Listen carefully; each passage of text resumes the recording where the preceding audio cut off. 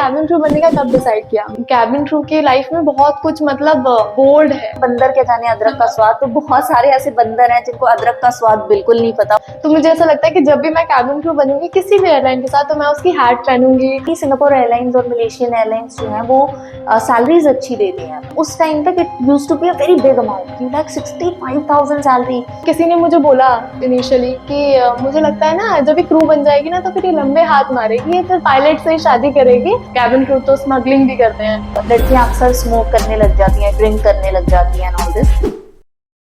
So hello everyone, this is me Sheetal Jha. आप लोग मुझे जानते होंगे, मैं मैम की स्टूडेंट हूँ पिछले 6 महीने से। मैं मैम से बहुत सारे क्वेश्चंस पूछती हूँ कि जब आप कैबिन क्रू थे तो उस टाइम पे आपकी क्या लाइफ थी, बिकॉज उस टाइम पे आप मतलब इतनी सारे कंट्रीज घूमे हो, इतनी सारी जगह आप गए हो, तो आई एम श्योर आपकी बहुत सारी मेमोरीज होंगी। सो एक स्टूडेंट के अंदर तो हमेशा हमेशा क्वेश्चंस होते ही हैं, और आई एम श्योर आप लोगों के पास भी बहुत सारे क्वेश्चंस होंगे मैम से पूछने के लिए। सो हमने एक चैनल बनाया है इसीलिए आप लोगों के लिए। और पॉडकास्ट तो सभी लोग करते हैं, बट हम क्योंकि कैबिन क्रू के दिमाग में हमेशा फ्लाइंग से रिलेटेड चीजें जुड़ी रहती हैं, तो आज हमने एक चैनल बनाया है फ्लाई कास्ट, जहाँ पे हम आपके सारे क्वेश्चन के आंसर देंगे। सो मैम, मेरा फर्स्ट क्वेश्चन ये है कि आपने कैबिन क्रू बनने का कब डिसाइड किया? मतलब कब आपके दिमाग में ये आया कि आपको कैबिन क्रू बनना है, और कब आपको पता चला कैबिन क्रू के बारे में? So Sheetal, thank you so much first of all starting this. ये एक अच्छा इनिशिएटिव है। मुझे ऐसा लगता है कि इससे हम बहुत सारे लोगों के बहुत सारे डाउट्स जो हैं उनके पास होते हैं, उनको आंसर कर पाएंगे। तो मेरा भी ये बचपन का सपना था। जैसे बहुत सारे लोग ऐसा कहते हैं कि मेरे बचपन का सपना था कैबिन क्रू बनना, या मेरे बचपन का सपना है। तो मेरा भी ये बचपन का ही सपना था। मेरी बुआ है एक, जो मिलान रहती हैं, और वो अक्सर 2 से 3 साल में इंडिया आती थी हमसे मिलने के लिए।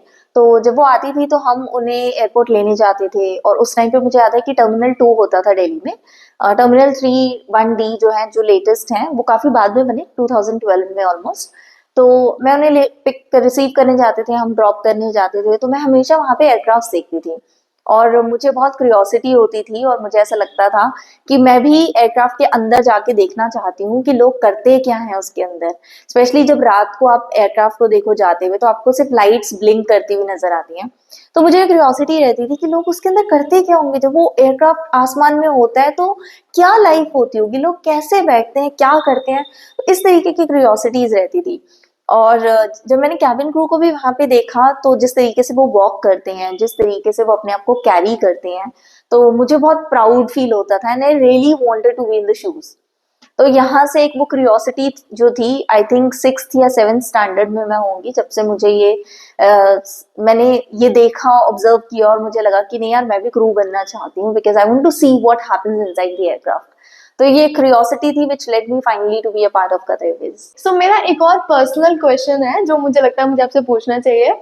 तो जब आपने डिसाइड किया आपको क्रू बनना है, वहां से लेके जब तक आप क्रू बन गए, उसके बीच का टाइम कैसा था? मतलब जैसे अगर मैं अपना बताऊं, तो मुझे ऐसा लगता है कि जब भी मैं कैबिन क्रू बनूंगी किसी भी एयरलाइन के साथ, तो मैं उसकी हैट पहनूंगी और तब वीडियो शूट करूंगी और आगे लोगों को दिखाऊंगी अपना स्ट्रगल टाइम। तो आप क्या सोचते थे? एक तो आपकी ड्रीम एयरलाइन कौन सी थी, और आप क्या सोचते थे कि आप कब उस यूनिफॉर्म में आओगे, जो भी आपका आपके अंदर क्वेश्चन थे? सो शीतल, लाइफ आई थिंक नॉर्मली थी। मेरी फैमिली में कोई कैबिन क्रू नहीं है, और ना ही मेरे नियर सराउंडिंग्स में कोई था। तो एक्साइटमेंट थी ज्वाइन करने की। और मैंने ज्यादातर लोगों से ये सुना था कि सिंगापुर एयरलाइंस और मलेशियन एयरलाइंस जो हैं वो सैलरीज अच्छी देते हैं। मतलब उनके क्रू की सैलरी 65,000 70,000 आती है। और इन दी ईयर लाइक 2005 में मैंने अपनी 12th क्लियर की, तो उस टाइम तक it used to be a very big amount, कि लाइक 65,000 सैलरी। तो मतलब वाओ इफेक्ट्स आते थे, वाओ वाओ, मतलब इतनी सारी सैलरी। सो मुझे ऐसा लगता था कि मैं क्रू बनूंगी तो या तो सिंगापुर एयरलाइंस के साथ या मलेशियन एयरलाइंस के साथ बनूंगी। और जो जर्नी थी वो काफी लंबी थी। स्कूल के देखे हुए सपने को फाइनली मैंने 2010 में कंप्लीट किया। मैंने 2005 में अपनी 12th क्लियर करी, और उसके बाद फिर struggle starts. So it took me almost like near about 4 years to reach my dream. But एक चीज बहुत अच्छी थी, जो थी मेरी कॉन्शियस और मेरी विल। और मुझे हमेशा से खुद से ऐसा लगता था कि मैं कैबिन क्रू बन सकती हूँ। जैसे मुझे लगता है कि लोग बहुत क्रिटिसाइज करते थे उस टाइम पे, इतने ओपन अप नहीं थे। उनको ऐसा लगता था कि ये बहुत ही बेकार जॉब है, वेटर्स की जॉब है, लोगों के झूठे बर्तन उठाने होते हैं। तो इस तरीके के कमेंट्स जो थे वो अक्सर सुनने को मिलते थे। इनफैक्ट स्कूल में भी जब आप 10th स्टैंडर्ड क्लियर करते हो, 11th में अपने सब्जेक्ट्स चूज करते हो, तो वहीं से आपके टीचर्स भी कहीं ना कहीं आपसे ये क्वेश्चंस करना स्टार्ट कर देते हैं कि आप लाइफ में क्या बनना चाहते हो। तो बीइंग एन ऑनेस्ट सोल, मुझे ऐसा लगता है, मैंने डिस्क्लोज किया कि मैं क्रू बनना चाहती हूँ या मैं एयर हॉस्टेस बनना चाहती हूँ। तो not only I think from relatives, मुझे तो कई टीचर्स ने भी ऐसे ही बोला कि ये कैसी जॉब होती है वेटर्स वाली, but I think it was meant to be for me. तो मुझे कभी किसी के वर्ड्स का, कभी किसी के ओपिनियंस का फर्क ही नहीं पड़ा। मुझे ऐसा लगता था कि this is my life and I want to live the way I like it. And the biggest blessing was my parents, जिन्होंने कभी ना तो क्रिटिसाइज किया, ना उन्होंने सेकंड क्वेश्चन पूछा, ना कभी उन्होंने ये कहा कि कुछ और सोच लो या कुछ और देख लो या टीचर बन जाओ, जैसे हमें ज्यादातर लोगों को सुनने को मिलता है कि कोई अच्छी जॉब है तो मतलब टीचर की, टीचर बन जाओ या बैंक में जॉब कर लो, ये दो सबसे अच्छी जॉब्स होती हैं।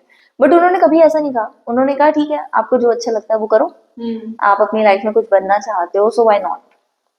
But people are still the same I think. अब तुम बताओ कि तुम्हें कैसे कमेंट्स आजकल सुनने को मिलते हैं, बिकॉज हमारे टाइम में तो यही होता था। मुझे तो बहुत सारे ऐसे मतलब बातें सुनने को मिलते हैं। कई बार ऐसा होता है कि एक दो इंटरव्यूज फेल हो गए तो तीन चार लोग आके बोलते हैं, अच्छा कैबिन क्रू का इंटरव्यू दे रही थी, क्या हुआ फिर, कैसा रिजल्ट आया, किस बात पे तुझे रिजेक्ट कर दिया। फिर कई बार ऐसा होता है कि जब हम बोलते हैं कि नहीं मुझे तो क्रू ही बनना है, तो उनकी इंटेंशंस भी मतलब वो हमारी इंटेंशंस जानने की कोशिश करते हैं कि भाई इसे क्यों क्रू बनना है। तो किसी ने मुझे बोला इनिशियली कि मुझे लगता है ना जब ये क्रू बन जाएगी ना तो फिर ये लंबे हाथ मारेगी, फिर पायलट से ही शादी करेगी और तब उसके कनेक्शन जोड़ने की कोशिश करे थे उस तरीके से। फिर मुझे किसी ने पूछा भी कि तुझे पता है कैबिन क्रू की लाइफ में बहुत कुछ मतलब बोल्ड है, उनकी लाइफ बहुत डार्क है। तो तब मुझे लगा कि शायद ये जॉब अच्छी नहीं है, because initially when I was in 8th class मैंने किसी के मुंह से सुना कि ये लाइफ बहुत बोल्ड है, यहाँ पे ना जाना बहुत मतलब वो है।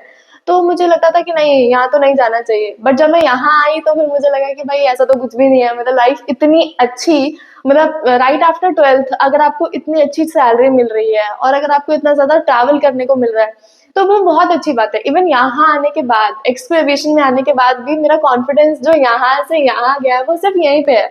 जब हम इतनी बातें करते हैं मुझे काफी कुछ पता चला है रोसेस के बारे में। सो क्रिटिसिज्म को तो मैं इग्नोर करती हूँ, लेकिन हाँ लोग बहुत कुछ बोलते हैं, हमें पायलट्स के साथ जोड़ते हैं, कभी कभी हमें ड्रग्स डीलिंग वगैरह के साथ जोड़ते हैं कि कैबिन क्रू तो स्मगलिंग भी करते हैं। बट मुझे ऐसा लगता है अगर आपकी इंटेंशन अच्छी है तो फिर आप अच्छे ही हो किसी भी फील्ड में। बिल्कुल शीतल, और इसके ऊपर मैं जितने भी लोग हमें देख रहे हैं मैं उनको भी कहना चाहूंगी, होता क्या है ना, जिन लोगों ने कभी उस इंडस्ट्री में पैर नहीं रखा, और स्टारडम और फ्रीडम अगर आपको राइट आफ्टर 12th कोई इंडस्ट्री दे रही है तो हमेशा लोग उसको क्रिटिसाइज ही करते हैं without knowing the fact, without getting into it, they just start to criticise. और उसका मुझे एक प्रॉब्लम ये लगती है कि लोग ना कभी भी आपको अच्छा करते हुए, ऊपर उठते हुए नहीं देखना चाहते। तो ये प्रॉब्लम्स मुझे ऐसा लगता है हमारे टाइम में भी थी। जब मैं कदे बस में सिलेक्ट भी हो गई थी उसके बावजूद भी मेरे पेरेंट्स के कुछ फ्रेंड्स हैं जिन्होंने उनको अप्रोच किया और इस तरीके से बोला कि लाइफ थोड़ी बोल्ड होती है वहां पे, यू नो, लड़कियां अक्सर स्मोक करने लग जाती हैं, ड्रिंक करने लग जाती हैं and all this. So I must say that my father has handled it very well.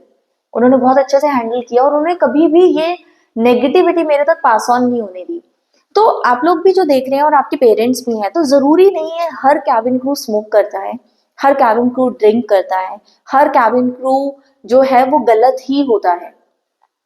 आप किसी भी इंडस्ट्री को उठा के देख लो, आपको हर तरीके के लोग मिलेंगे। So that is the field with cabin crew. आपको पीने वाले भी मिलेंगे और नहीं पीने वाले भी मिलेंगे। तो आप इसको जनरलाइज या कैटेगराइज नहीं कर सकते, बट हाँ, फाइनेंशियल इंडिपेंडेंस आपको बहुत सारी मिल जाती है। मतलब मैंने सोचा भी नहीं था जब मेरी कदरवेस में जॉब लगी, my first pay cheque was for 1,25,000 rupees, which is a lot for somebody at the age of 20-21 getting this huge package and which was increasing with time. तो वो बहुत अच्छा था। बट आई मस्ट से कि कई बारी आपको बहुत स्ट्रांगली डिफेंड करनी पड़ती हैं चीजें, और कई बारी आपको इग्नोर करनी पड़ती है, बिकॉज जिनको उस टेस्ट का नहीं पता, जैसे कहते हैं ना बंदर क्या जाने अदरक का स्वाद, तो बहुत सारे ऐसे बंदर हैं जिनको अदरक का स्वाद बिल्कुल नहीं पता और आपको सिर्फ यही कहते हैं कि ये बहुत कड़वा होता है। मत सुनो, आपकी लाइफ है, इसे जरूर अपने हिसाब से चलो, जो आप करना चाहते हो उसको जरूर ट्राई करो।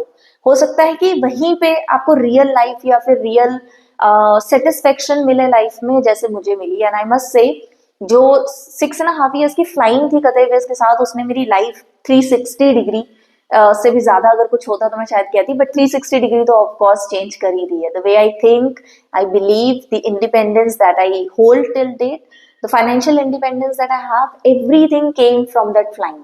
तो मैं तो इस चैनल के थ्रू भी सबको यही कहूंगी कि अगर आपको ऐसा लगता है कि आप कैबिन क्रू बनना चाहते हो और आपको लगता है कि आप बन सकते हो, so you know, do not let somebody else's become opinions become your voice.